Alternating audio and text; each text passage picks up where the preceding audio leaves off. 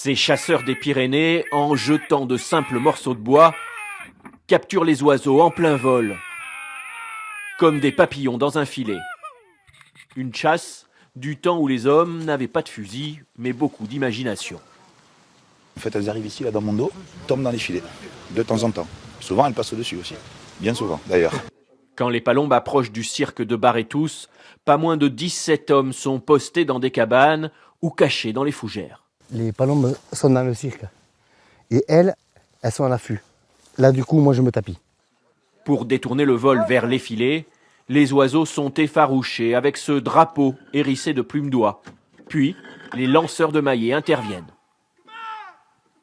Ça imite la couleur de l'épervier. L'épervier qui a le dessous blanc, c'est le prédateur de la palombe.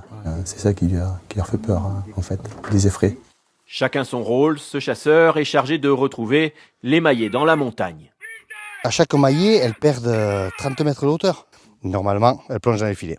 Les prises au filet sont modestes, de quoi approvisionner le restaurant du village. On a une belle palombe avec un poitrail plus clair, des ailes bien blanches.